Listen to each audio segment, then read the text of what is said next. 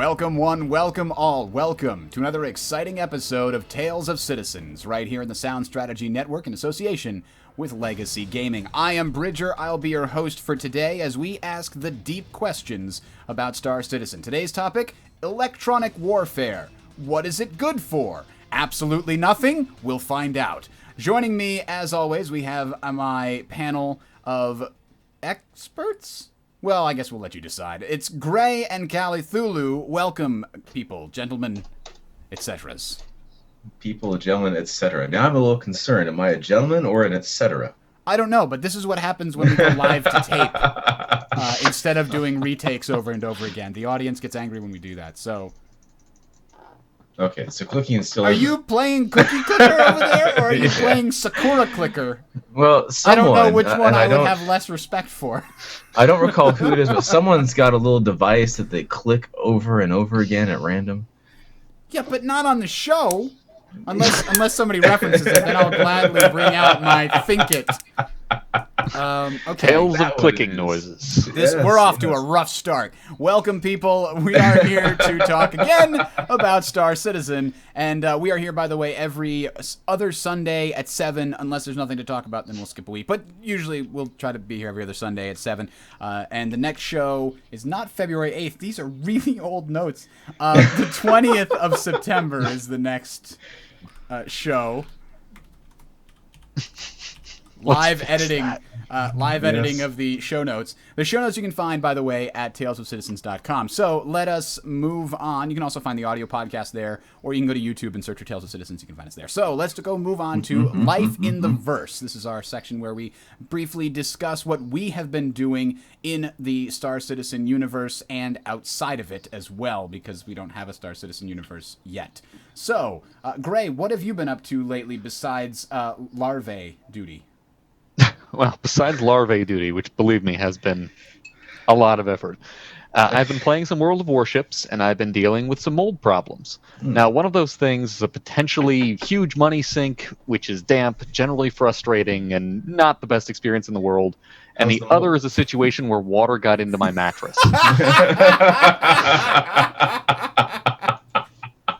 Bravo, sir.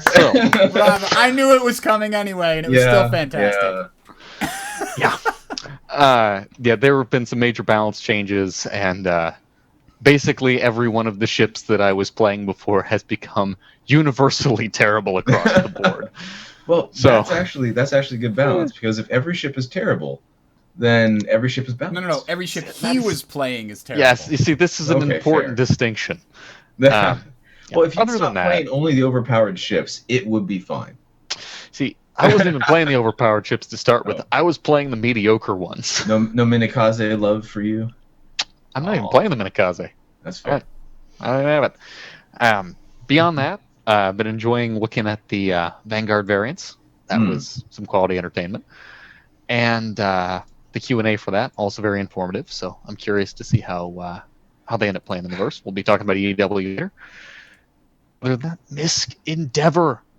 Oh my God! Ben showed off some art off at Dragon Con. It's so cool looking. There's a link to it in the show notes too. The whole album. Well, that's perfect.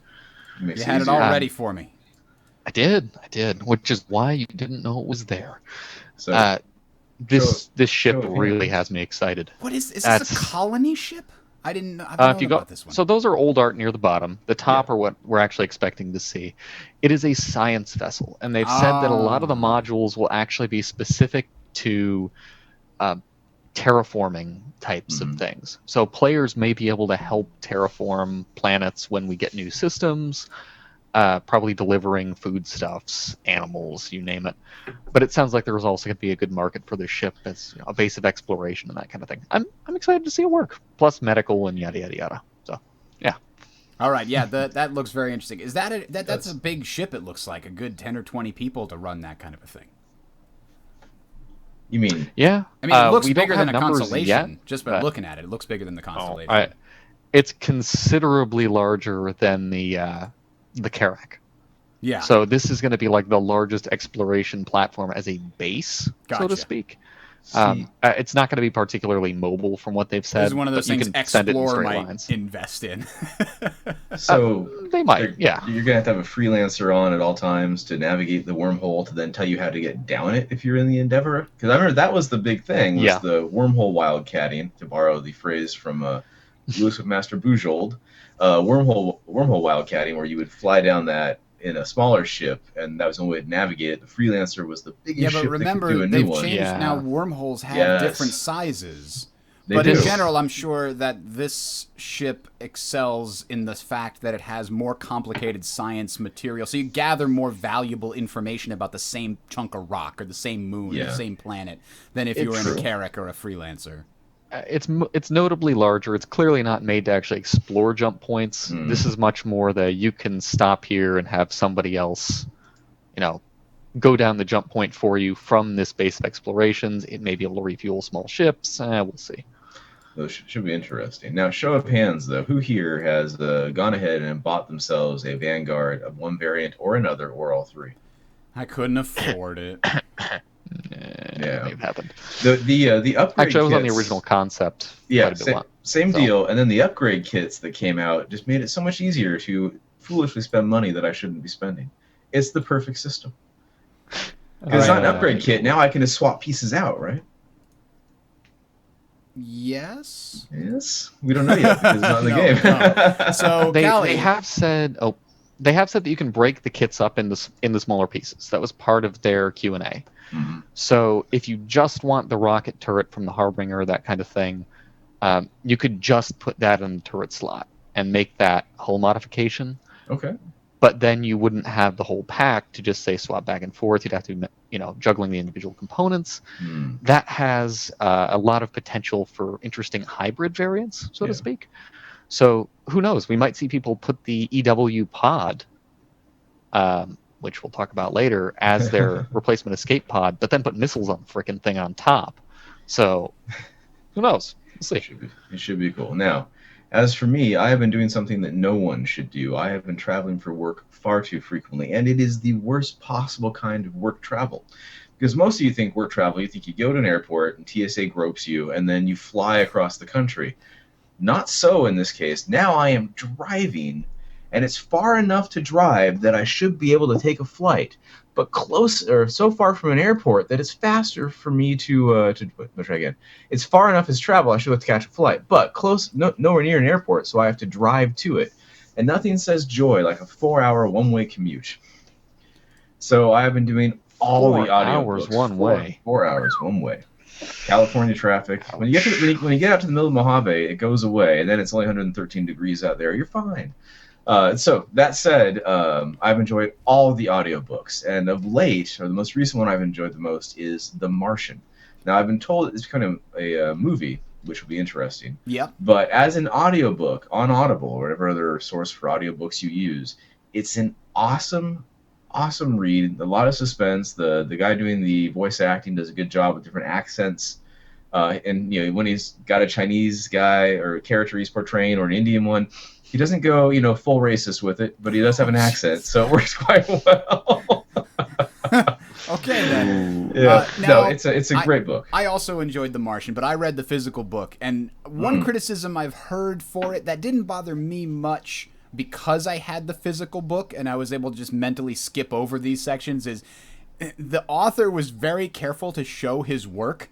So when the character was trying to calculate, okay, I'm going to be here for this many days, I'm going to need this many calories, a potato has X many calories, okay, so I need that many potatoes per day, per this, per that, and he does all the math for you, in front of you, saying, as if to say, see, I did all the math, these numbers are real, what this character's dealing with, and it got a little tedious. But reading the physical book, I was able to just kind of mentally, okay, that's a paragraph of things, read the last sentence, got it, move on. Yeah, and I'm going to say, so on this long car ride, that did get kind of aggravating where you're like, what the hell? But at the same time, I'm on a long car ride. I have nothing else but a Roadrunner and cacti to entertain me as I'm driving here. So when I'm watching him calculate how many pirate ninjas he has to travel, I don't really have any problem with that. I forgot about that. Anyway, I still enjoyed the book. I thought it was very good, and I Awesome definitely book. recommend it. So what have I been doing recently?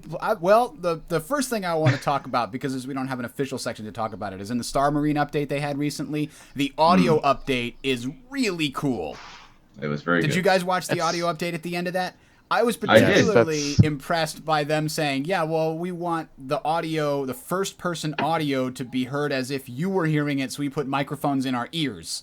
And I was like, whoa, wow, that makes so much sense. It does. That's I don't attention to know. detail. Yeah, maybe that's a common thing, but it sounded really cool to me. See, I don't know enough about Foley to know if it is a common thing or not. I mean, I know enough about, like, if you want to, simulate a bone breaking, you take celery and you slap it against concrete.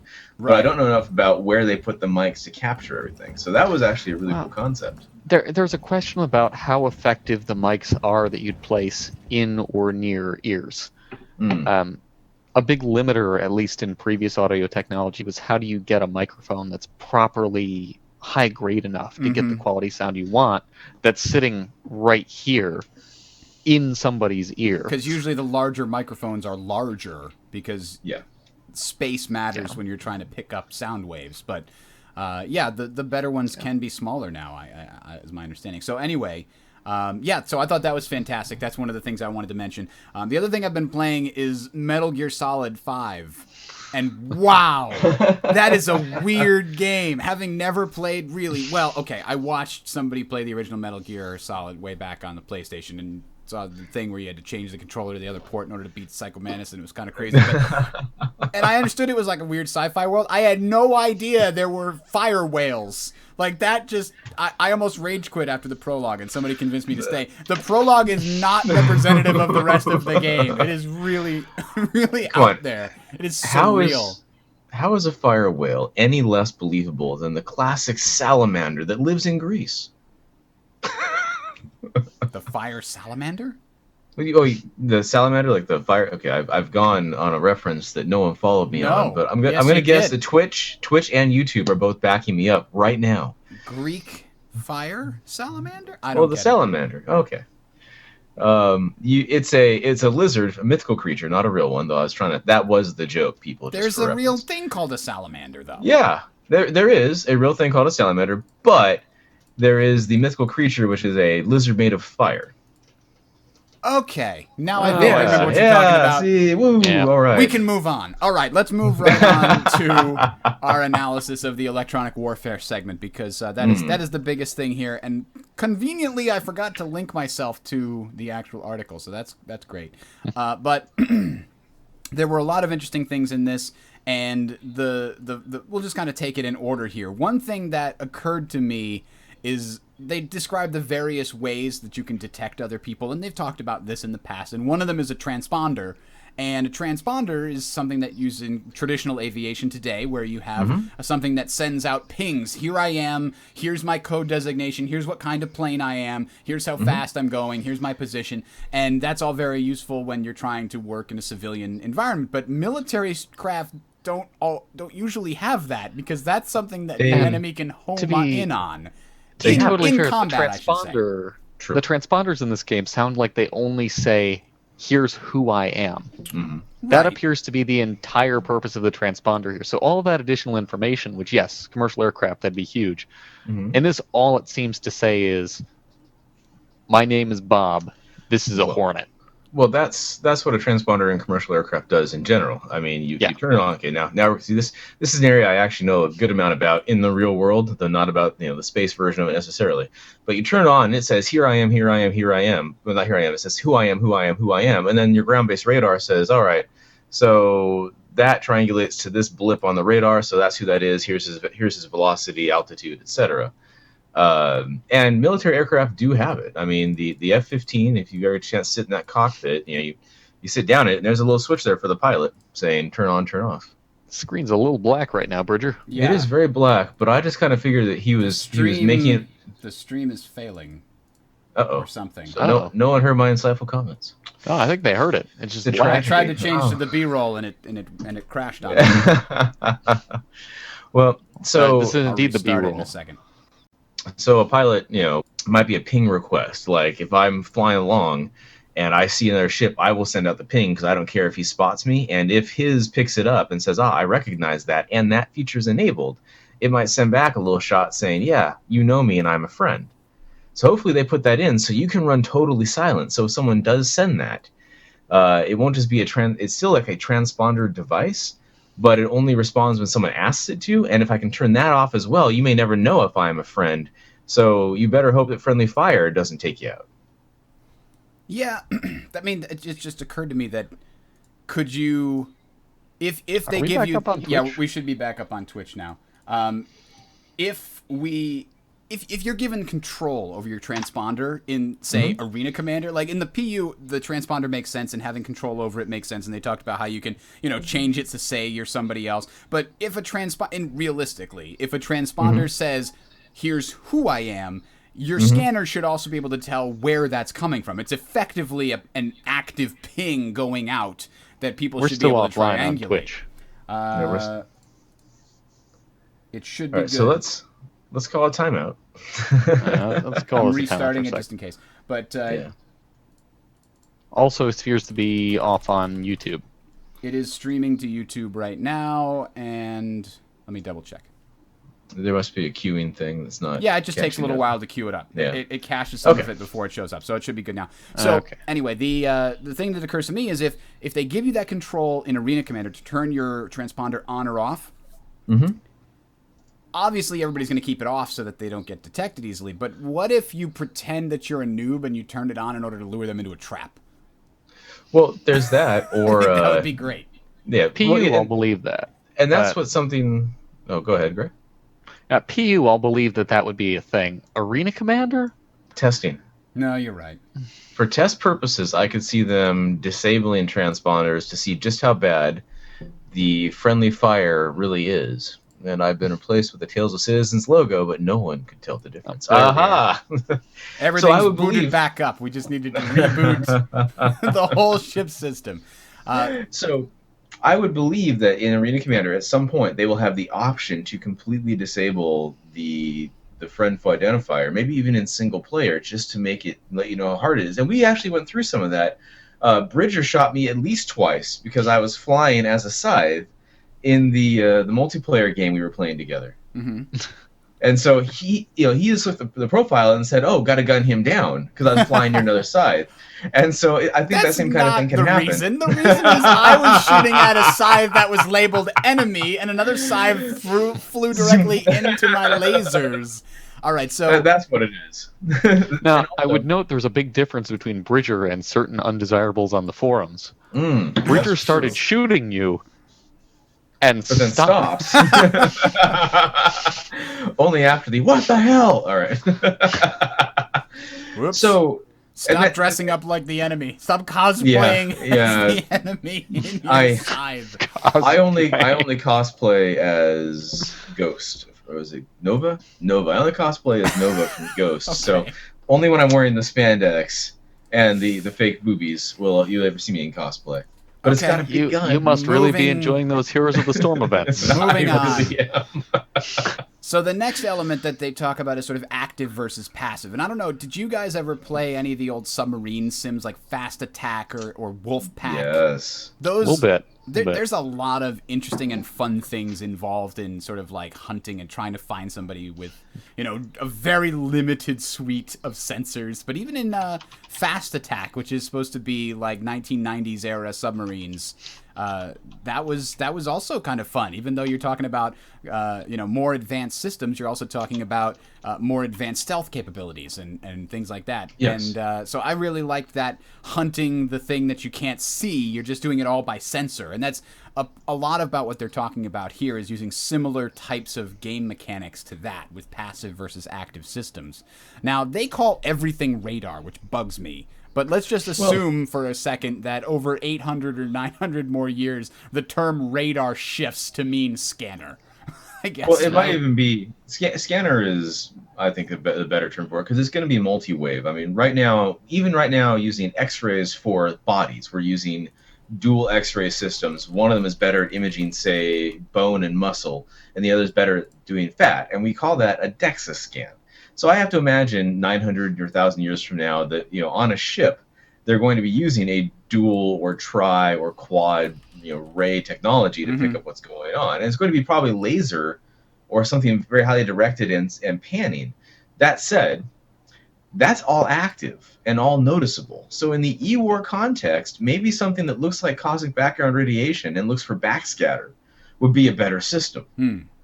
So if you're trying to run totally quiet, you can't scan. All that goes out the window. And with luck, they'll only ever show something like on the screen will be a little blue fuzzy thing that gives approximate mass. I believe it. They did specifically talk about there's different levels of contact states. Something that is not on your scanner at all, obviously, is one state. An uncertain contact is your radar's like, I got something out there, maybe. It's fuzzy. Come back to me later. Like, flip over an 8-ball and see what it says. If you're staging somewhere, you get an Orion to go out there full of ore and just dump it. That's what I was going to say. Now comes decoys. Your approximate mass is, 7 million tons sitting out there. Now they think there's a Bengal, when really what there is a herald who's getting ready to leave. Yeah, and and that's what we do even now. I mean, look at the first Iraq war. One of the ways that the U.S. kept its pilots safe when flying over Iraq was to have a bunch of effectively drones, and they were dumbfire basically. They just flew out there that were blasting radar right back at the Iraqi system, saying, here I am, I'm huge, and you should hit me. Yeah. And so they were, and most people won't recall this from way back when. I mean, I was a kid when this happened, but all over the news, the Iraqi government was talking about how many planes they had shot down. Yep. And in reality, it was, and they had image of wreckage, but it's wreckage from all these drones that have been shot down at the time. I wonder how much money that cost. Well, it probably cost a lot less than training a few pilots. Oh, sure. I'm not suggesting it was a bad idea. I'm just thinking, like, you're firing... Why do you hate America, Bridger? You're firing money out. They're actually relatively inexpensive. Yeah. They're on par with about a missile. Yeah, which, by the way, expensive for reference. Yeah, missiles are still like 10,000 each or something ridiculous. More than that? You're getting low. From what I remember reading, one Tomahawk missile fired by the U.S. Oh, Tomahawks are very specialized. $700,000. So are things that blast radar at Iraqi air installations. I suppose so. I was thinking Tomahawks are huge, though, aren't they? Aren't they like 20 feet long or something ridiculous? Somewhere in there. These drones weren't small either. No, they were about 20 feet long. That's why you can see wreckage. All right. I'm going to stop proving your point now.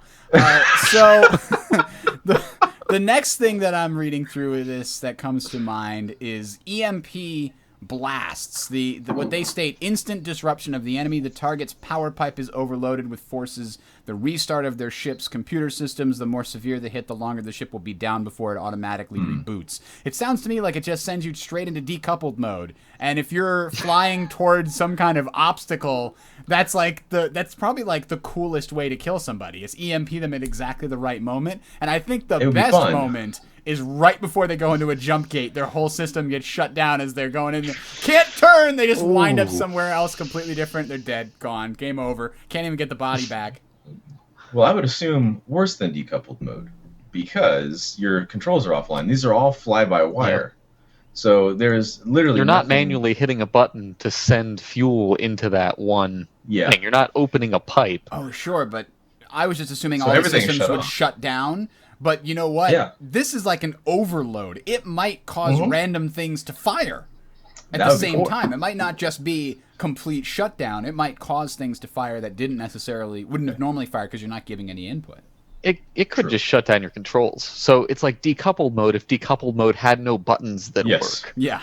But let's talk about that from a game mechanic standpoint though. Because how unfun is it when you can't control or do anything when you're playing a game? There's a reason why stun locking rogues in what was it, World of Warcraft, Battlegrounds, where that was basically done away with. Now you can't just stun lock. They started putting in delays and little buffs to keep that from happening. Diminishing returns becomes a thing. Yeah. Here comes the part where I start sounding like a broken record. Mm-hmm. They've told us that EW will favor the defender heavily. Excellent.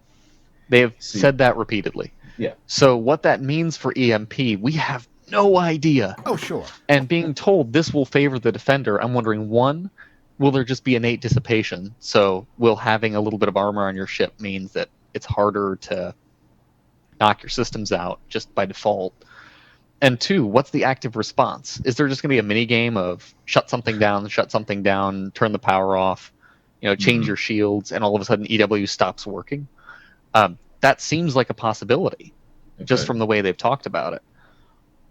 Well, and that could be something where the dual pilot ships or fighters have an advantage, or the big multi-crew ships, because you can constantly be playing with that. Whereas you sit any of us sitting there in a Hornet with one person, not the M variant, obviously, which could be, I guess, the G variant for the electronic warfare version of the Hornet. It's coming. Mark my words. All right. So for single, I think that's what the favors a defender heavily might actually mean, is for smaller craft, especially where you don't have a dedicated station for it. There has to be some automatic way of handling, or very quick, because you're in the middle of a dogfight. You don't want to get killed. And again, how much fun is it to have to stop and then play a hacky mini game while you do your EWar? And it would not be fun at all for anyone in a single seat ship. So I have to imagine that there is like a built-in high-level defense for most ships that has to be overcome by an active attacker. Yeah, that's a guess on my part. I would guess that the built-in thing is a computer is handling the defensive-based electronic warfare most of the time. The bigger ships might have an electronic warfare officer whose job it is to defend against electronic warfare attacks. In part maybe because the ship is bigger, so there's more vulnerabilities, and so you need a player to or a crew member to assist the computer in some way. Otherwise, it's not as effective as a single seat fighter that has fewer parts, so the computer can take care of everything. Like that's how they could rationalize it, to make it so that the bigger ships have a EWar defense station, because that gives somebody else something to do on the ship, right? It's not fun if the only things to do on your constellation are there's 2 turrets and a pilot seat and that's it. If you're encouraged, if you're incentivized to also have somebody as an EWar person, also have somebody as a scanner / radio operator kind of person, then if those are useful things that players get something out of, then that's great, and that's what you want. So I could totally see that being a thing. The other question, though, is they mentioned, that there's hacking and that kind of a thing. And the thing, like, I was thinking to myself, how do they do those systems? I mean, how do they play? How do you create a fun system where one person's hacking and the other tries to stop them? I'm thinking of like a mini game, and what comes into my head is they license the Netrunner card game from Fantasy You know what they could also do? and they put that in there system as a speed Netrunner. Where you only get a few seconds. There could be a system where you have multiple points of observation spread out over your system, say like Jurassic Park style rooms. Mm-hmm. And then near where your control panel and all your effective stuff would be for controls, there could be a couple of light switches and doors that you could shut. And you only have a certain amount of power. Oh my god! And then you have a certain amount of time to hack into your system. So you're sitting there waiting for the jump scare?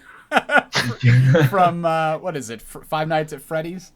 Yeah, that's exactly it. That's 5 Nights in Star Citizen, and that's how long they have to hack before they have their system fail. Yeah. So let's hope.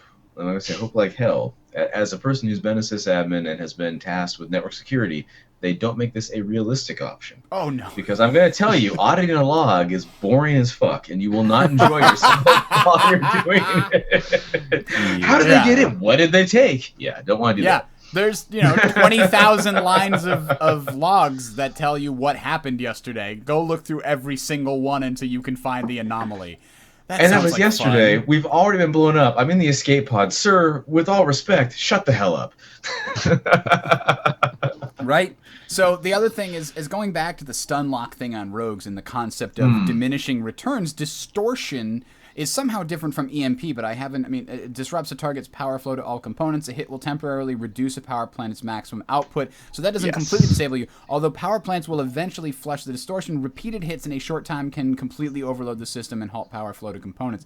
These are the sucker punch cannons. Yeah. Mm-hmm.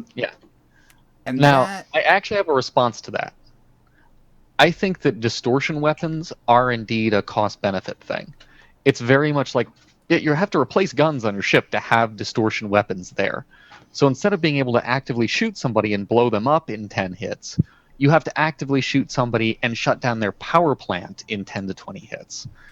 So whereas it's about time to kill, effectively. Yeah. So how many shots from a distortion gun does it take to do the same amount of damage to someone's ability to play compared to, firing regular weapons at them? If it takes 40 shots with a bulldog to knock somebody's ship apart and make it effectively unplayable, should it be about 40 shots with a sucker punch before their power plant completely shuts down and you have the ability to say, okay, now we're going to tractor beam them and screw them over? Well, think about the purpose for a second, though. I mean, in one case with a bulldog, your job is not knock them out and then take the ship. Your job, and I'm basing this a lot on X3, Albion Prelude, and some other games in the X universe. Mm-hmm. Your job with those guns is get the shields down, hit them a few times, and then you get like a 400,000 credit or rec or whatever payout. I mean, it was amazing when you captured a ship and slaved it to your AI and then sent it back to your home base, and you got a ton of money for it. As opposed to blasting it with a couple missiles and then looting whatever cargo was left over. So it should be a lot harder to distort and disable these ships because your payout is so much better. It's a risk reward. The risk is his fighter, complement or his turret or whatever might just shoot you right in the face repeatedly, and you die. Gray, you're saying that it should take longer to compensate for the fact, that way you put yourself at risk for a longer period of time against their opponent, basically. I think that's what Callie's saying. And I would agree. Well, sorry, Gray was asking, how much does each of these take? So I thought that's where he was going with Yeah. Well, I mean, that's just it. I don't think it's a bad thing that it's additive. There was a question about, diminishing returns and, counterplay perpetual stun and that kind of thing. The way that I see distortion is that it's just another weapon type. Yeah. And the end result is the same thing. They basically die. It's just, as Callie noted, it's a much higher payout. Yes. Huge payout if you can lock one of these ships down. So it should take hugely longer to make it work.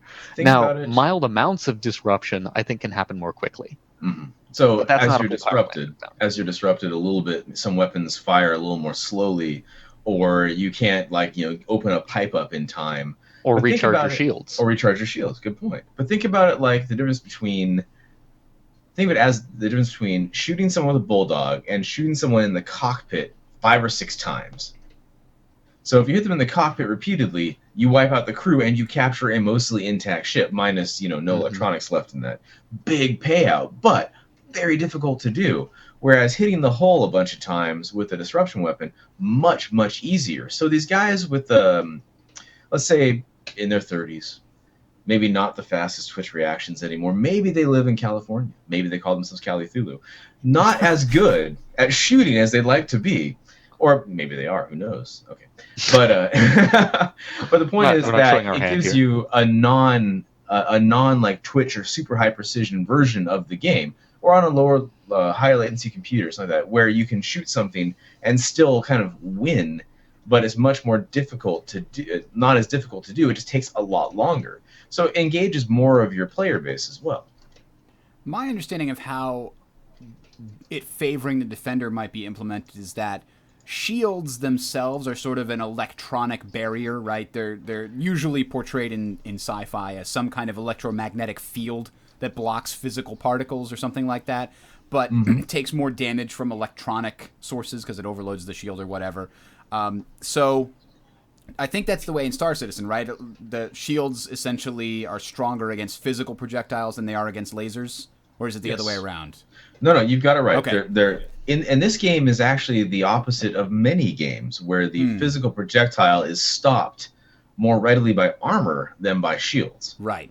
So anyway, if you take that as the main sort of explanation for how shields are working, I could see, since electronic warfare, you're not trying to blast them with enough electricity to power through the shields. Electronic warfare is more subtle. You need to accurately get a certain type of electronic damage or package to a specific part of the ship. And to me, I feel like the shield is something that's going to disrupt the subtlety of electronic warfare. So to me, the best way to make electronic warfare very favorable to the defender is that if the defender's shields are up at all, EWar doesn't work through them. You have to take their shields down, and once the shields are down, then you can hit them with EWar-based things like the distortion or the EMPs or what have you. And they won't do that much damage to a shield themselves because they aren't designed to, because that's just, you can explain it however you want. From a mechanics point of view, I think that would really do a good job of balancing things, specifically because if you're one ship that's trying to do all this, you have to have guns to take down the shields, and then you have to have guns that are specifically to fire electronic warfare type projectiles or items towards the enemy. And you can even imagine an electronic warfare item is a projectile that hits the ship and attaches itself and sort of burrows in and finds, wires, and then uses that to send a pulse overloading the pipe system or the heat or whatever, right? That could be another explanation for why shields block it, because they're physical projectiles that attach to the target. Not unlike the beginning of the prequel Star Wars #3, those little robot things that tear the ship apart when they get you. Interesting. But actually, you do raise a... You're right. You're choking because you talked about a prequel of Star Wars. I did do it. That's true. But you raise a point, which is most games don't look at a physical option for electronic warfare devices. Usually it's electronic because, EWar, right? But if you could fire like a little like pod that suctions itself to a hull and then immediately starts to broadcast and override local signals because, say, it's got a big battery in it, that would be an awesome way to do it. I mean, that would be a really cool way of actually creating the, let's call it the Remora munition. And the Remora sticks itself to a ship. I've been watching too much Wildcrafts with my daughter. What can I say? No such thing. Wildcrafts or Remoras? No such thing as too much Wildcraft. Oh, okay, my bad. Wildcrafts. Kratts. Kratts. If you don't have kids, you won't know. And if you don't have kids and I want you to look down at your hands and be ashamed. Okay, you can stop being ashamed. Now, so the point is, it sticks itself to a hole and it keeps track of, or it begins to broadcast locally and it creates a relay. That would be awesome. I'm very hopeful that they don't require, for distortion weapons, maybe you'd have to knock down the shield first. Mm-hmm. It'd be a great use for those neutron cannons, which are supposed to be tailored to knock out shields, right? That's what I was thinking. Yeah. Because then you're trading off what kind of, you could even work as a pair. One person comes with the shield taking down capability, the other one comes down with the actual EWar, so they're constantly bombarding the enemy ship in such a way that it would eventually be taken down. But then again, you're talking about very specialized ships. There's trade-offs there. If they ever come up against something they just need to blow out of the sky, or multiple enemies that they can't focus fire fast enough and they can't damage fast. Because again, to going back to what Gray was talking about, this process should take longer to represent a greater risk. So those people, because they're specializing their set of ships so specifically, if they come up against even 2 enemy ships that are just trying to kill them, they'll kill them faster than they can kill back, and then they can disrupt them and get them down to nothing because of that, the trade-off that we're talking about. I think that sounds like it could work. That's at least one way they could go with it. It also leads to a really interesting conversation about large multi-crew ships with nothing but disruption cannons attached to them, purely to screw with fighters that try to come in. Which would be interesting, and I guess at that point it would be, how good is that EWar or that distortion cannon defense, built in? Can I hang back a ways and in my more nimble ship just dodge all the distortion weapons? Is there a pulse effect on that? And as an aggressor with distortion weapons, I get to pick where I engage. There's a reason why for every military in the world, the doctrine is you pick the ground, you engage. There is no defensive. Ever since the Maggiano line, really, there has been no defensive doctrine as to where you do things when you can get away from it. So in that case, even before the Maginot Line, one of the reasons that Hannibal was such an effective general is because he forced the Romans to fight where he wanted to fight. And they didn't realize that's what they were doing, is walking into his territory. So that's been a truism basically forever. You fight in the ground where you want, and if you can get the enemy to do it, that's probably a Sun Tzu quote somewhere in there as well. So you're absolutely right. So, but in this case, if you see, okay, I'm in a couple fighters with distortion weapons and dedicated EWar seats. Say we're both in, the militarized version of the Hornet, or a Cutlass, which with the EWar variant, which doesn't, as far as I know, exist currently. But I think we can change out that search and rescue for a little EWar action. Anyway, so you get to pick when you fight, who you fight, where you fight. If you see 3 or 4 ships, you say, okay, they've got more DACA than I've got, and they fly away. Yes, 40K reference for those of you paying attention at home.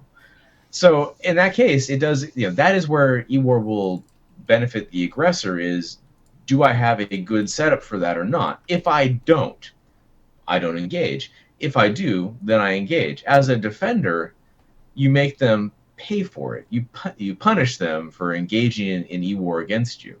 And I'm very hopeful that things like hacking and that will be able to occur even when the shields are up, because you are still broadcasting and receiving on specialized channels, but the distortion weapons should not be as effective when the shields are there to keep that from happening. So it would be beneficial to the aggressor to knock down your shields first, maybe through hacking you, taking it offline, and then shooting you. Yeah. So the next thing that came to mind when I was reading through this is we get to, signal interception, and they're talking about how you can kind of interfere with the target's communications or hear what they're saying. And man, I would love to have communications play a major game mechanics role in Star Citizen, and it might do that in a PvE way. But, man, you can't do it. Not on a PC game. You can't control communications because everybody's just going to have a Ventrilo or a TeamSpeak server. But see, that's good news, because we have 3 levels of ridiculousness for this. Okay. There is first the most ridiculous. Star Citizen actively uninstalls every TeamSpeak or Ventrilo and gets rid of it. And then it installs a draconic rootkit to keep track of whether or not you have TeamSpeak installed as labeled as something else. It listens over your microphone to see if you're actively talking to people on TeamSpeak on a second computer or your phone. Yes, we are straight out of Blizzard on this one. All right. Now, I do wish that was possible, because I do wish it was, without horribly violating people's privacy in their computers and everything. Yeah. Because there would be so many cool things you could do with that. I mean, imagine a first-person shooter game that takes place in the past when you didn't have radios, like a World War II type game, where you could only talk to people who were right next to you, and they would hear as loud as you were. There's so many. I mean, there have been games that have done that. Yeah, there have been plenty of games that have done that. We can create an RP server just for you. Yeah, and then you'll get trolls that come on it that no, we're just using the actual game, communications. That's all. I put on my space robe and wizard hat. Yes. Oh dear. Yes, the space robe and space wizard hat. We've jumped the whale. The flame whale. We have jumped the fire whale. We're right to salamander. All right. So that was ridiculous level 3. I mean, that is the DEF CON equivalent there. All right. So then we drop down to level 2, which is only neck deep in my bullshit. Okay. So level 2, it actively monitors every microphone input recognized in Windows. Okay. That's still pretty much level 3. It is. It's up there. All right. But then level 1 is it. You have to think about who's talking to who. Because if I'm in my ship as a sole pilot or as a multi-pilot system using an intercom, I'm not really talking much to anybody but myself, which happens more often than I care to admit. But what's talking is the computers. And they're saying things like apply thrust vector X to Y and arm blank weapons. And that kind of thing could be picked up and sent out without violating any privacy. Sure. And it would just say, hey, this ship is here, but then this little ghost image appears as part of your EWar package saying, currently the ship will be here in X time. Oh, you what? That's an interesting thing. You would get a more accurate lag pip or something if you've properly been able to intercept. Like if you get one of those, I mean, what do they have? The data spike missile that they represented there. If you get one of those on the enemy ship and it establishes a direct line, your ship will be able to more easily predict what they're doing because it will instantly know what they're doing because it will be transmitted over that. That's a really interesting concept. And if I might, how to use go ahead. There Go is for it, Brandon. another form of communication that we're sort of missing here. Besides computer to ship and besides person to person, which, by the way, if you're a solo pilot and you're trying to talk to some random person who's blockading the room in front of you, you will still need communications outside of Yes. Ventrilo, unless the person's name is www.joinmyvent.com when you show up in the system. Which you already see on the It forums. probably exists. But I think what we'll also see in the way of communications is ship-to-ship communications that are friendly involved with C2. Oh, If you that's are right, in, because you're going to you. have your command and control person in a constellation or what have you that's sending out. Okay, Yeah. this is your target. We're going to focus this is your fire objective. on this. This blah, is blah, where you blah. need to be. Here's your waypoints. And all of a sudden, you've got someone with the EW squawking so loudly that stops working. Yeah, I mean, can jamming you that imagine would the be disruption to a interesting. fleet when all of a sudden you're saying, hey, you can no longer see any of your C2. It's all gone to hell. A battle that would have been very manageable would become completely just a clusterfuck. It's done. Yes.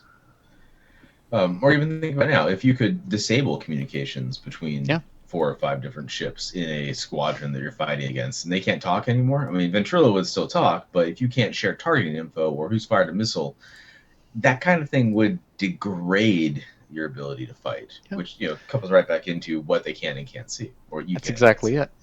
And I think that a lot of what people have seen with we can't stop communications, and people just use TeamSpeak and it'll be the same thing.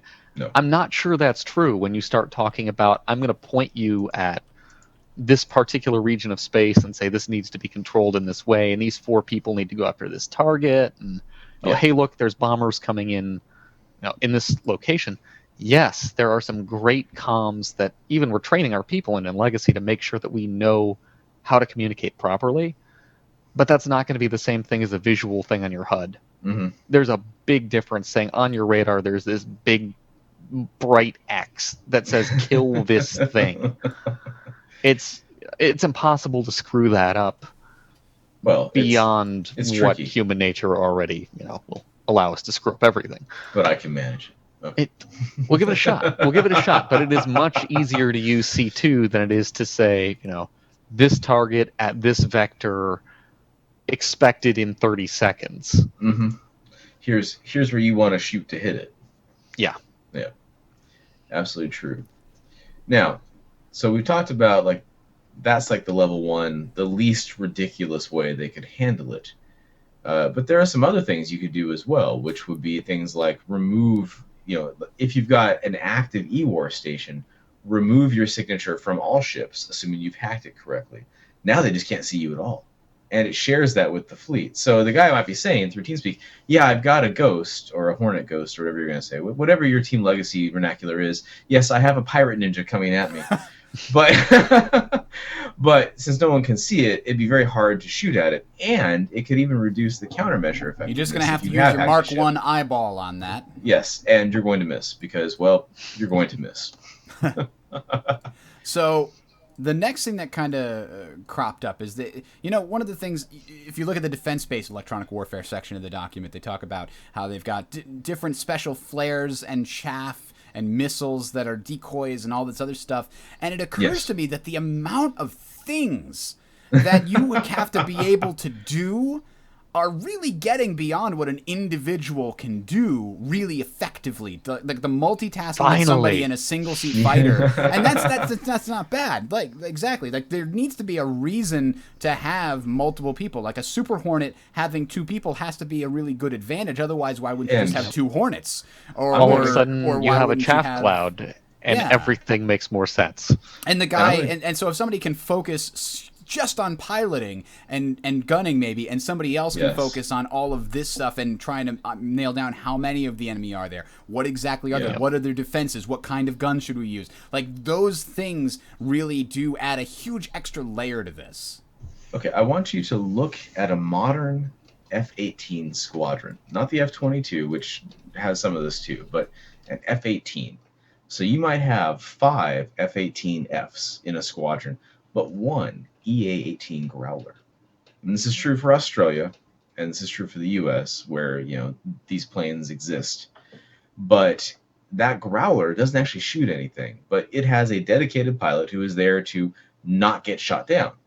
And it has a dedicated station that does its EWACs, and it just says EWar, if you will. So I'd say that for a dedicated seat, all of the things that they've talked about with EWar are doable as a game unto itself. And it'd be kind of fun and interesting to play it. Especially if they can make it a real mini game, in and of itself. You need to switch between 2 or 3. So here I'm playing Bejeweled, but there I'm playing Scrabble. These kind of mini games have often been sort of what's the word? Just kind of thrown in there, just kind of done at the end. Like, oh, we need something. Let's just copy and paste Pipe Dream. What was that old thing where you had to get the pipes lined up? Was that Pipe Dream? You know what I'm talking about, though. I only know the old German card game version. Oh, God. Where you were putting. Do you remember this? I do not. So we're diving into Mein Gott. Okay, go ahead. This was back in the. Oh God, this had to have been back in the 70s and 80s when this first got made. My card set was old in the late 80s. These were pipes, and the pipes had good pipes that were straight or bent or a U-bend or whatever else. This is what I was thinking of. Oh, I see. So Pipe this Dream. Is similar. This is one of the original games, I think, called Pipe Dream, where you would take things and you'd have to make it get from point A to point B, and it would be higher levels. It would speed up. Like, this is just a mini game that is easy to put in there and pretend. Okay, this is you're hacking, and the further you go, the deeper you're getting. Like, a lot of games might have done something like that. The game I was looking at is Waterworks, which was made in 1972. So if you look that up. It is that idea. That's where you were looking at came from, really. And on YouTube, a person whose name I cannot pronounce because it uses non-English characters has said pipe system, haha. I'm guessing pipe system is the name. And then Jeff Kidder on YouTube has said Waterworks, which is good. And Alberto Martinez has said, also, look how pretty Count is. Does his wife know he's running and on her? I don't know what that means, but let's go with yes. Count? Who's Count? Well, he's the only one with a C at the beginning of his name. I guess he's meaning me. You're Count Thulu. I'm Count. Finally! Finally! You finally gained peerage. Although I don't think I'm clean shaven, but we can work on that. Yeah. So anyway, go Count Thulu. My point is, they have to have somebody sitting somewhere coming up with a real interesting game. Like, it has to be either a card game that's like a turn-based thing, but you have a time limit and you have to like pick the right card to do this thing, and it has to be strategic, and it also has to be like I can imagine a sort of collectible card game, mini game, where it's like each card represents a piece of like a script, like a code that can counteract something else that the enemy is doing, so that somebody's hacking in to break into your thing and they're using cards, and then you can also get new cards by going to the market and trying to buy new hacks, and some get sort of old and obsolete and new ones come onto the market, and try to make it a realistic simulation of how a hacking environment might work, but do it within the context of mechanically it's a card game where you're playing cards back and forth. There could even be zones where you're playing cards to various areas to try to win them. Like, there's all kinds of things you could do with cards that could provide a simple, easy to understand analog to hacking and electronic warfare. And I hope they do something as complex as that and not something as simple as Pipe Dream remastered in, to look like, because isn't that what it was basically something similar to Pipe Dream in that game about Chicago and you were hacking everything, Watch Dogs. They had like a mini game in that just felt really, kind of like, it was a push your luck game. It wasn't even fun at all. And, it's like, you could have done so much more. This is about hacking. Why can't you make that fun? Well, I think you just described Watch Dogs in its entirety. Kidding. Hey-o. Why can't we make there's this a Watch fun? Dog fan out there. Watch Dogs. Okay, so can we talk about how I did not appreciate the protagonist killing all those people and making, it's okay because they killed my niece, so that makes everything okay. Like, okay, psychopath. The Watchdog podcast at 8:30 Eastern. No, so you actually caught it at the very beginning of the mini Bridger rant there, which was it's tacked on at the end. Now, we are right at the beginning of this. We're right at the beginning of a great game. Again, I've had a lot of experience with Wing Commander. I've loved this series of games forever. And they're not tacking this on. This is built right into the engine at the beginning, before it's even out of alpha. And if I can go a little Google on us, it may never leave beta. But it's tapped right on at the beginning of the alpha here. We're seeing these systems being thought about. How they'll be used, roll right into the engine as it goes back, which is awesome. I mean, that addresses 99% of the problem with things like this. It's thrown in at the last second. But they're not taking that approach here. We have this built right in from the beginning. It's going to be awful. Yeah, to go off on a tangent. It could be awful. It's awesome. That's one of the things that makes tutorials horrible, by the way. If you've ever played a bad tutorial, it's because they made it in the last 2 months. If you play a game and it had an amazing tutorial that was well thought out, it kept you engaged, it gave you the right pacing, and it also explained or examined some of the story and narrative and got you hooked. It was probably actually the first mission. It was probably developed over the course of the entire game, not like, okay, now we have the game mechanics down, let's teach the players. Like, that's way too late. You need to do that you have to build your game understanding how to teach the play. Anyways, like Portal. Portal is a 2-hour tutorial that results in a special test to determine if you've been able to figure out how to do everything. And that is what makes it great. And anyway, moving on. So any final... Portal is a 2-hour tutorial that just never stops. I mean, there was never a point in that game where I didn't stop trying to learn how something was supposed to work. I think Portal 2 wasn't really a tutorial, though. No, it wasn't as much. And Portal it didn't 2 get did as a lovely job. I was disappointed that there weren't more of, like, in Portal 1, they had situations where you were like, I distinctly remember all these pillars, and you had to, like, jump up one, shoot another thing, so when you fell down in this one, and then you'd be, like, flying through the air in 6 different directions and land where you needed to land. And it felt awesome, and it made you feel great. Like, I can't believe I just did that. But the game somehow made you figure out how to do that easily and quickly. Like, I don't remember that being super hard, but when you did it, you felt awesome. And the second game almost never did anything with, you're flying through the air, you have to put a portal here, now you're flying through the air. It just gave us Kate Johnson. Wait, Bridger, you just found it. You found it. You found the mini game for EWar. We're gonna use Portal. You know what though? You shoot a portal here, and data goes there, and you're in. Portal in Tron suits. I need the chat room to help me out. There was a great mod for the first Half-Life that was built on a cyberpunk universe where, in order to hack something, you physically went into a 3D representation of the computer, and you were walking along the walls, and when you walked along the walls along this path, you could start walking up the wall instead of, like, you were coming up to a wall, and now this is the floor. Like, it was a completely redesigned thing, and you would fight inside the computer against the other people that were trying to counter hack the same system. And so you had 2 games going on. The game out here where they were trying to protect the people who were hacking into the game, and then a game inside the hack where it was a 3D environment where you're shooting people with different kinds of weapons that wouldn't kill them, it would just prevent them from moving forward. It was a really cool idea, and I would love to see that, like a first-person shooter representing you're inside of a weird game hacking through a computer with that's like the environment you get to see. Like, you see somebody on the ship with an Oculus Rift, and they're like showing them around.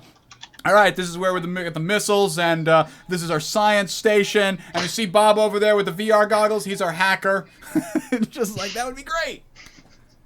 So the good news Oculus is Rift required to play. I can't remember. I gotta start with Half-Life. You have to wear an Oculus Rift in order to play this part of the game, and then take it off and look at your monitor for the computer screens. Dystopia. No, Dystopia was the mod I'm talking about. Dystopia, awesome. You have to wear a Star Citizen branded Oculus Rift in order to play this part of the game. Let's be clear. Oh my god, dual power gloves. Star Citizen power gloves. No. But power claws. Here it is. I found it. Let me pull there we this up for you. It's going to be a grainy, but it was like, this is like in the game. You were like these weird Tron hands.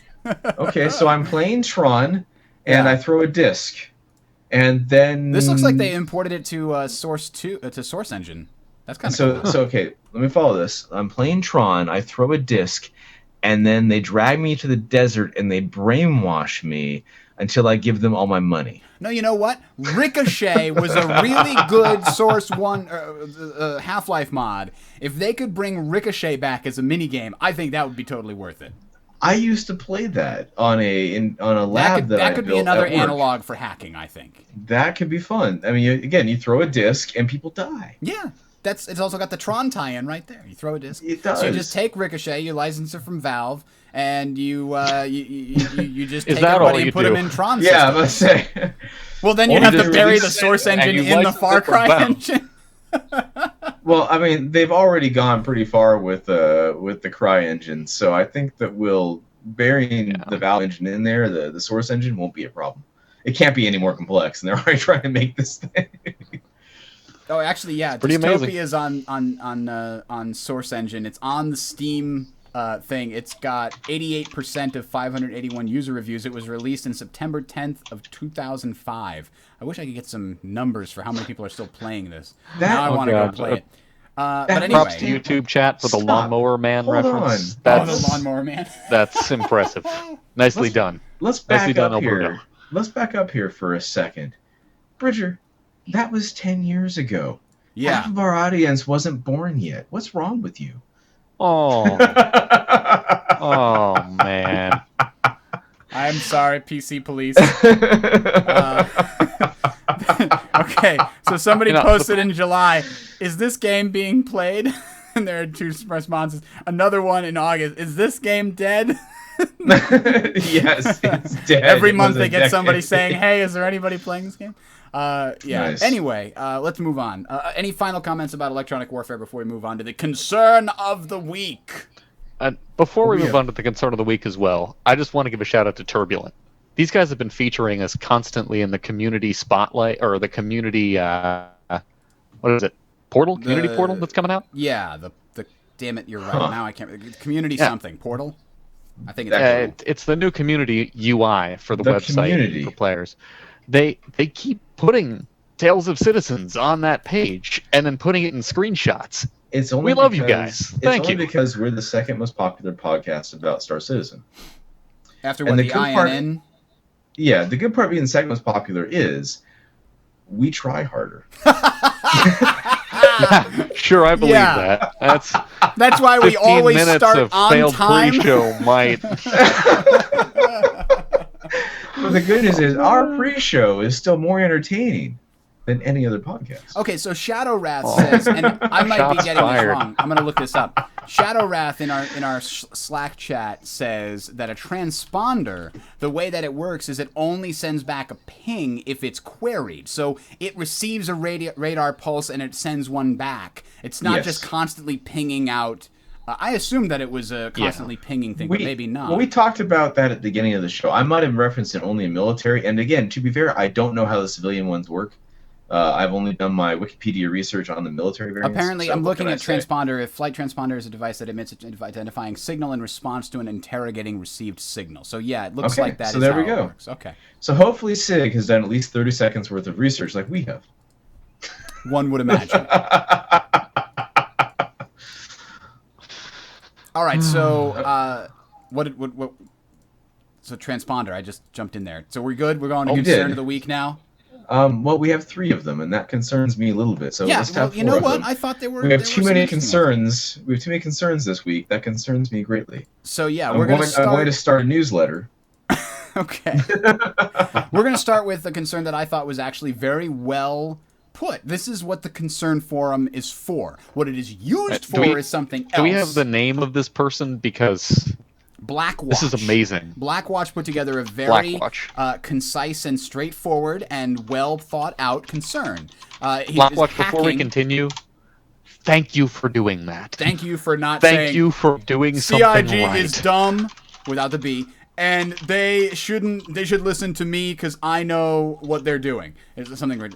That's essentially what half of these concerns are. Anyway, but Blackwatch says basically hacking a concern. He basically says, there's only first this is in response to something that was on the at ATV, and now I'm blanking on the name. What the hell? Around the verse? Around the Reverse the verse. verse? I was like, at the verse? Okay. What am I thinking? At Anyway, the verse. I was thinking It's reverse the verse. I'm like, private that's not universe. either. Anyway, now that I've lost all credibility on this show, around the verse, I believe it was Ben that said something about the fact that hacking would allow you to do many things, including completely taking over an enemy ship, where you can hack into an enemy's hangar and steal their stuff. And, you know, that doesn't sound like that's been something that's officially, you know, designed out. It sounds like something they've been sort of talking about, like, well, should we have this in the studio? Obviously, we don't have an official design document talking about hacking yet, and they specifically said in the electronic warfare section, we'll be releasing another design document about hacking in the future. Stay tuned for that. But that was sort of an offhand comment. So first, take it with a grain of salt. It's not a finalized concept in any way, shape, or form, but he asked the question, if that's the case, then the response from CIG was, but don't worry, because hacking is going to be a difficult thing. It's going to be hard to do, and if in that case, why even put it in there? Is it just like going to be, oh, well, you have to get really skilled at this very specific minigame so that a very few people out there can just raid anybody's hangar with abandon and not have a problem with it? Or, you know, that's kind of what his positing is.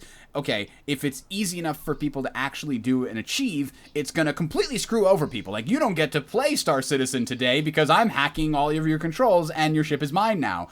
That's obviously unfun. There's no counterplay there.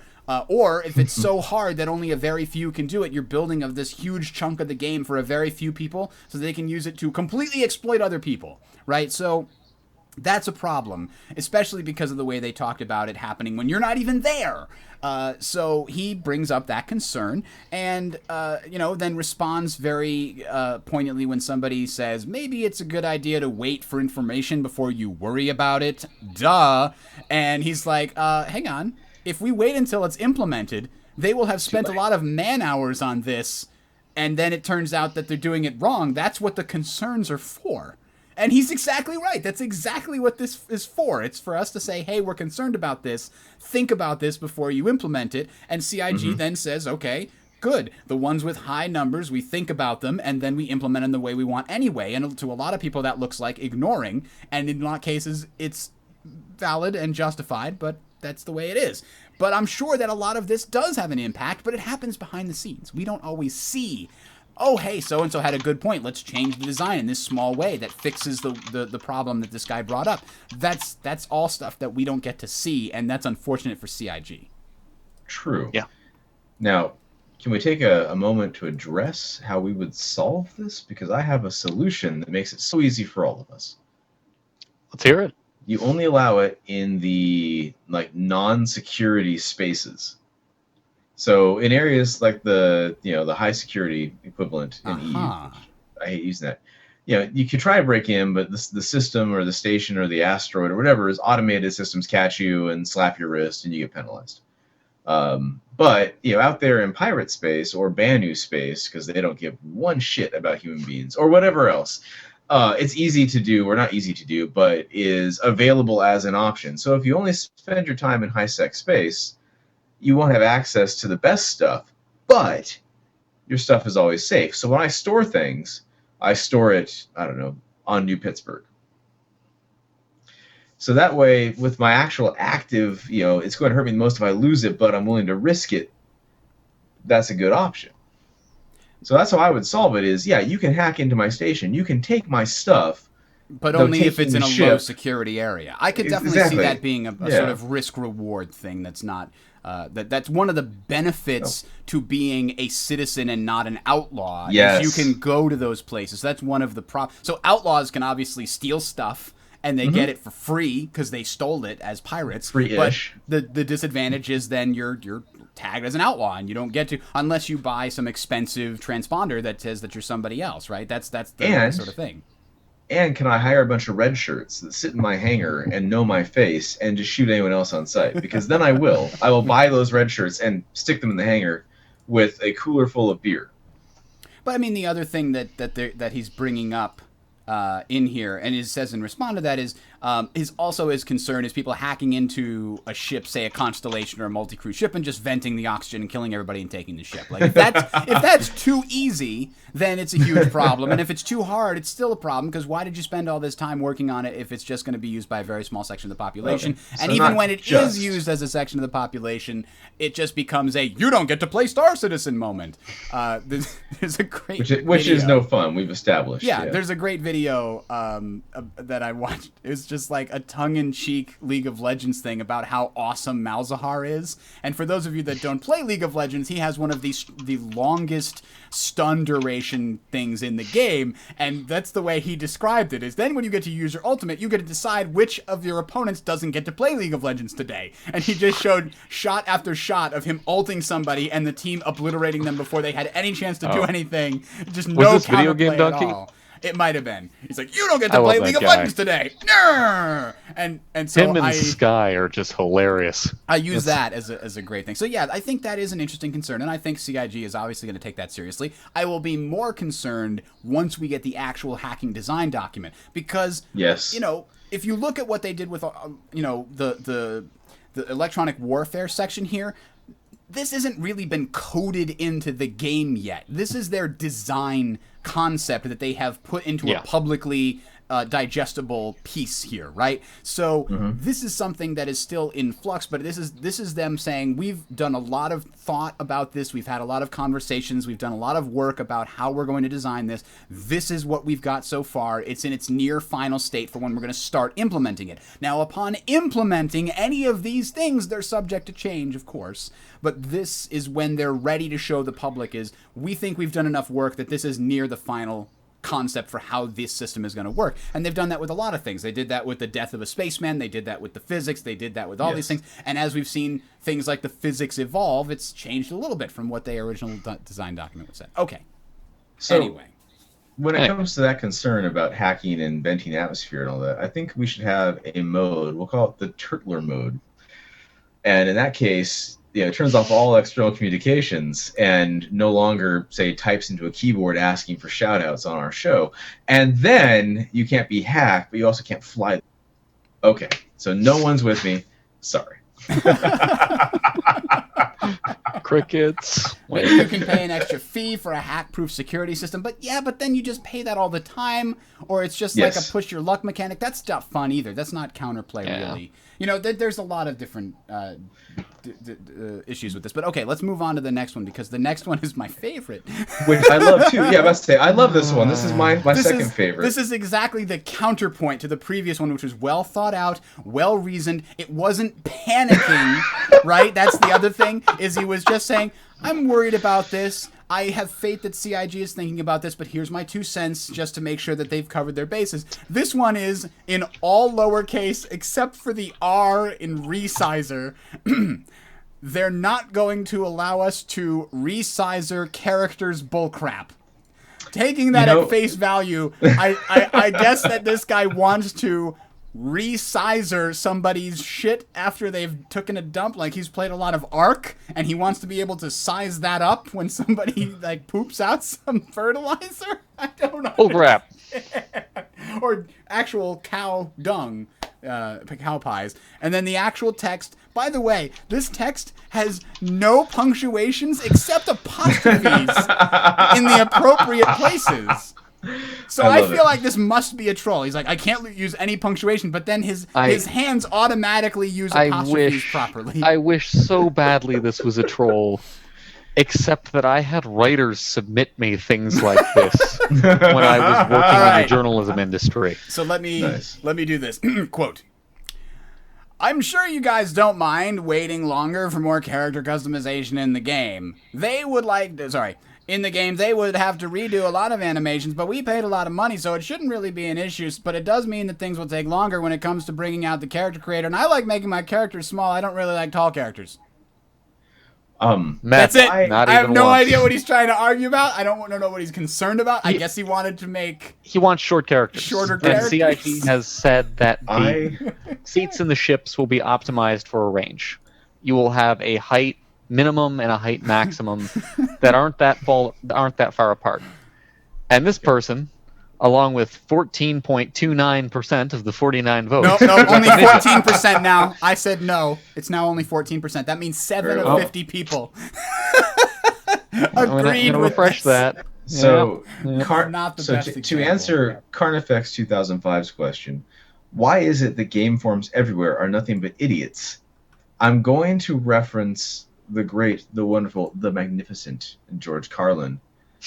Think about the average human being faster, and not just be faster. What's important is my frame of reference is that I am faster. So I will say yes, they will allow that tiny character to be made. A man, say, 9.5 inches tall. But that said, I believe Bridger wants to bring up the greater internet fuckwad theory. Yes, NSFW. This is John Gabriel's greater internet fuckwad theory of Penny Arcade fame. Green blackboards and other anomalies is what it's called. And of course, this answers the question that Carnifex was proposing, which is why do they always turn into idiots? Normal person plus anonymity plus audience equals total fuckwad. That's the answer. That's not the only answer. But the real answer, if you ask me, honestly, is not enough strong moderation. There are too many people that have... too many moderators and too many organizations that run these types of forums that just have this thing of, oh, everybody has to have a voice. It's First Amendment rights and blah, blah, blah, blah. No, if you want a good forum, you have to put the hammer down and only allow the people who make your forum good. Because if you don't do that, if you allow the poisonous people to remain in the forum and poison it by insulting people instead of debating logically or, doing any number of things that can just make everybody else leave, all the good people will leave. They will stop going there. That's why the WoW forums descended into what they are, and that's why the RSI forums are what they are now. That's my opinion. I'd like to point a couple of things out. First and foremost, just to the WoW forums point, the GM of the organization that I was in WoW for many, many years had declared himself the savior of Duratan. And he went on the forums for Duratan, which was our particular realm, specifically to yell at people who were bad. Because they would go on there, they would post something that was absolutely god-awful, usually in the lines of these concerns, it was really, really off base. And he would go on there because there would be no moderator that would try to ban these people or screw these people over for being assholes. And he would respond by out-assholing them. And this was the way to handle the WoW forums, was to have one or two people who set themselves up as targets for the assholes and went out there and just assaulted them verbally every time they did something that moderators wouldn't take action on, and do it in such a way the moderators wouldn't take action on you. For which I'm not sure this is the arms race that we want for Star Citizen. It's not the arms race we deserve, but it's the one we have right now. Talk, if you are out there, maybe you are the hero that we need. I'm certain that he was hated for that kind of behavior, and to be fair, and should be. Well, I mean, I expect to be hated almost continuously for my appearances on this show.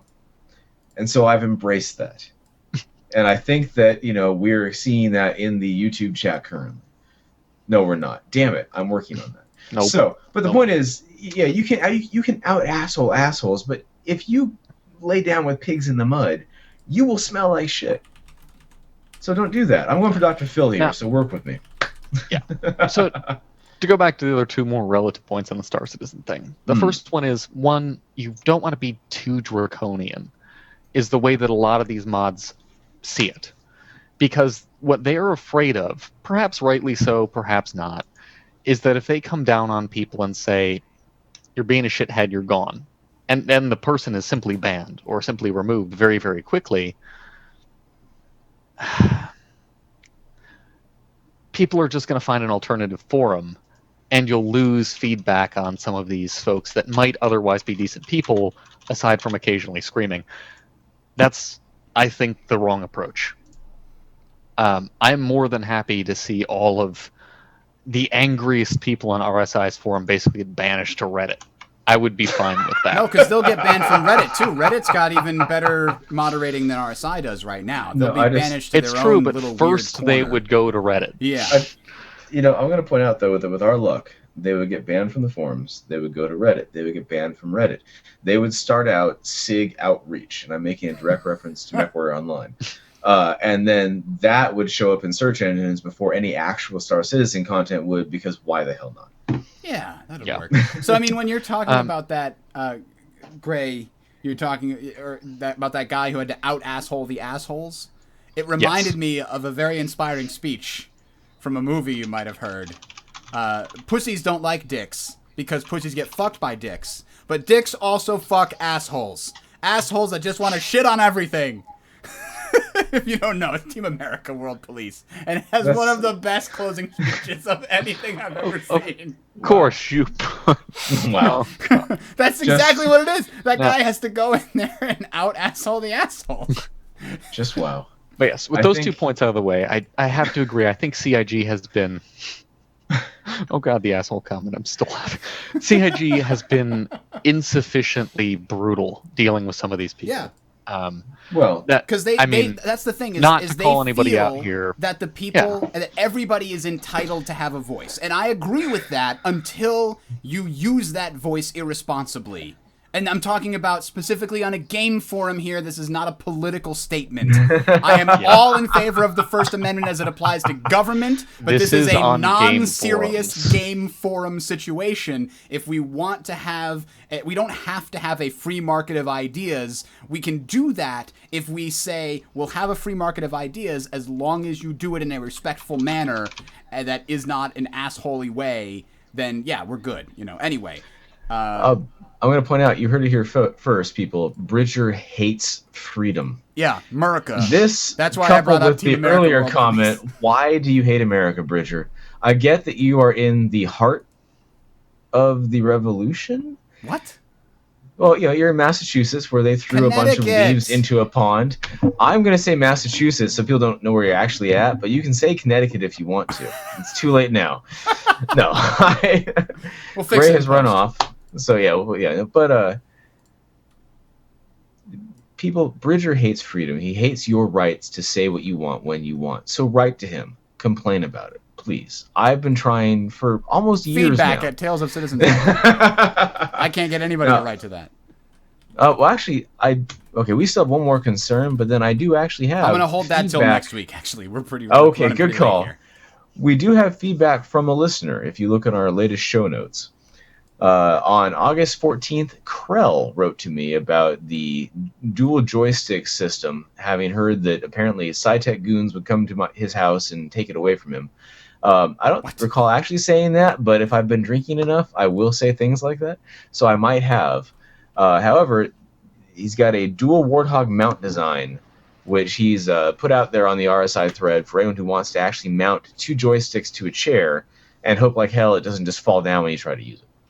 Yeah, I do kind of want to mount my joystick to a chair. I've been looking for a good... It's not hard. You have to make you weld and stuff. It's just like, ugh, I don't want to do that. But I've been taking a class for just that. Really? Well, are you finished. serious? Well, I took the whole course on welding. Well. Yeah.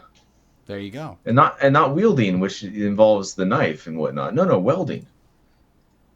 All right, so we're going to save the concern of the week, third concern of the week. Next time? This actually went longer than I expected it to. I wrote up the show notes like, this is going to be a short show. I better throw an extra concern in there. Anytime I get involved, let's be clear, unless it's a RPG character, is not short, baby. I guess not. Nothing we can do about that. This is bullshit. Yeah, it's another long Tales of Citizens. Sorry, guys, but it's time to end it. I am Bridger. I'll be signing off here for you today. We'll be again here in 2 weeks. And I'm sorry about the lag and the YouTube issues there. I'll look into that. I'm hopefully going to be fixing some of that by getting a new router sometime soon. We'll see. Yeah. Your donations to bridgergetsaNewRouter.com will help immensely with that. I want to pay Cox more money to get more upload bandwidth. It's my internet service provider. I know. It's mine but too. The delay was amazing. You got us. You know, I didn't know I had one such thing- comedic timing. one thing you need to start saying is you love cocks. I want to pay Cox. I want More to money pay for my ISP internet connection. more money. They don't have an option. I could go over and say, I will give you this money if you give me more upload bandwidth, and they say no. I'm like, you're a horrible company. This is not what for-profit companies do. You suck. And yet you're not a regulated monopoly either, because you're doing bad at that. You're bad at both being a corporate profit monger and a regulated monopoly. I don't know what to think about. All right. It's okay. I forgive you. I forgive you for your love of cocks. Show's over, people. It's time to go. Oh man.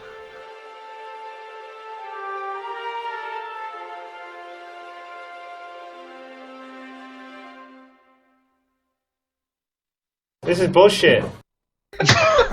Yeah. Yeah, I think so too, Chris. I almost made it through the whole show without being made the fool. Gray started it, to be fair. It wasn't me. It wasn't me this time. Yeah. Don't drop the soap. Perfect outro. All right. So that happened. We try harder. Yeah, sorry. Legacy I had to bail out of the chair for a minute Cox there. Internet. We try harder. That's their new tagline, I'm sure.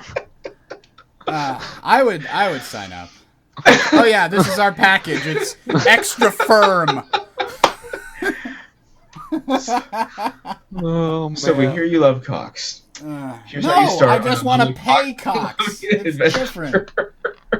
All right, we can't have time for a long post show.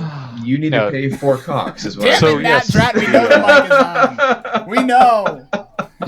Obligatory. Obligatory. Yeah, sorry, I had to jump out of the seat there. We have It's okay. we have You some got- stuff coming in about 15 minutes here. Ah.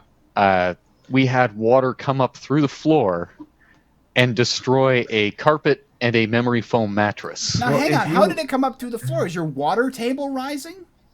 We have a really high water table here. Yes. And actually, our master bed is in the basement. Is that not It's a really- Because really you quite nice. needed a dungeon down there? What the hell's going on here? We didn't set the house up this way, but it is actually very Okay. nice.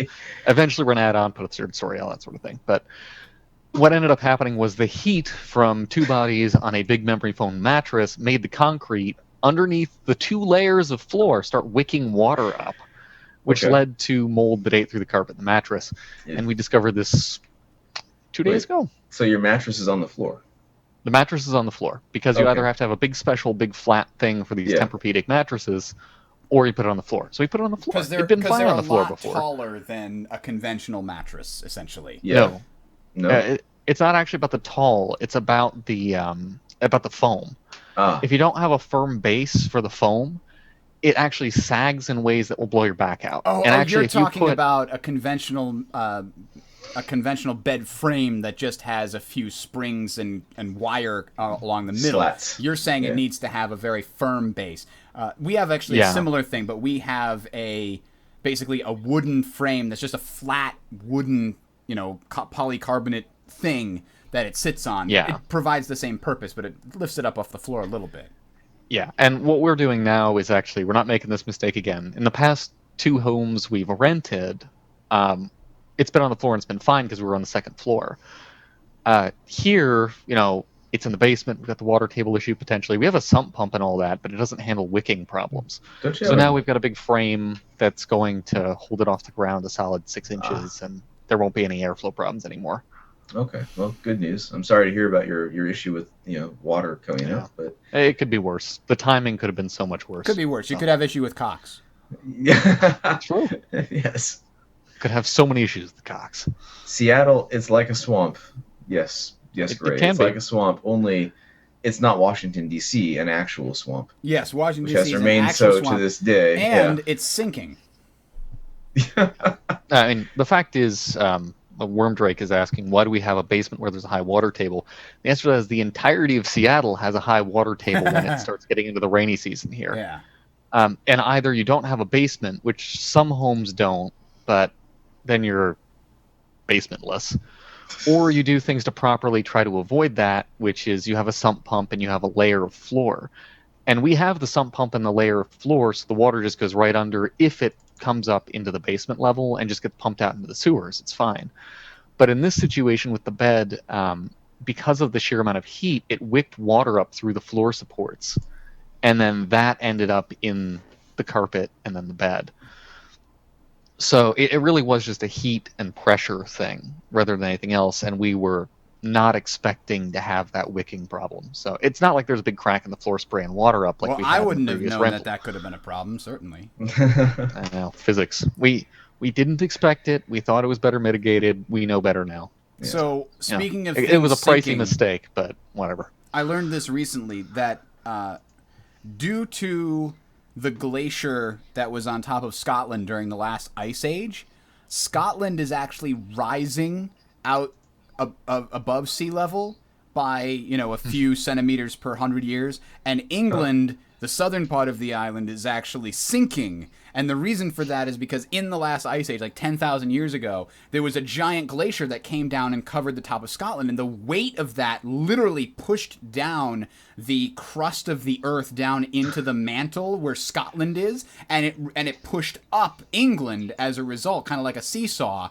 And it's still, even 10,000 years later, that mantle is now pushing the rest of everything's resettling back to the way it should have been. If it didn't have that issue with the extra weight. That's really interesting. That explains a lot about the Scots. It does? No, not one goddamn thing. I'm just pointing this out. Right, I was going to have a problem with you there, mate. All right, well, so you have to get going then, Ian. Speaking of a short after show, let's go on talking for 10 minutes. All right. Thanks for bearing with us, guys, and we will see you in 2 weeks, Sunday at 7 p.m. Eastern Time on the 20th of September. Are we really going to see them in 2 weeks, or are you going to not have anything to talk about? No, we'll do the if we have to, if there's nothing to talk about, we'll do Orbital Supermax as our next in-fiction story that we'll talk about. So yeah, we'll definitely have a show on the 20th. A very good story. If you're still listening and haven't already tuned out, as I would have, by all means, read it and enjoy, because I recommend it. And from our last show about a book, I'm a harsh critic. Yeah, but you liked The Martian. I did, but Martian's an excellent book. Oh. I'm reading, actually, Stephen King's 11/23/63 right now. Okay. That's about an English teacher who lives in Maine, go figure, who discovers, with the help of his friend that runs a diner, a portal back to an exact moment in 1958. And every time you go back there, you can change something. When you come back into the future, no matter how much time you spent in the past, it's always 2 minutes later when you come back into the future.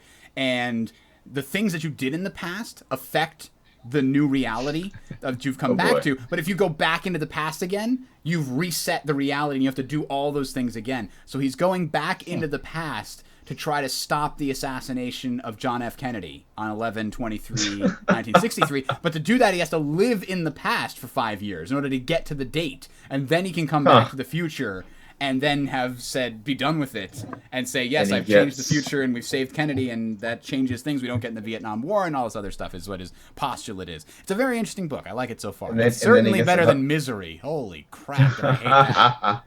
So I'm reading Origins by Donald Goldsmith and Neil deGrasse Tyson about the birth of the universe. It's light reading. I would compare it favorably to Sagan's book on the same thing, A Brief History of Time. I've read a similar book. I don't remember who it was by, though, now that I've done my head. But anyway, we're stopping the show, if I recall. We were, but then you started talking some more. I'm really bad at that. I talk all the time. All right, we're going to go to our Legacy Community Star Citizen chapter meeting. And you guys have fun. We'll talk to you guys later. See you later.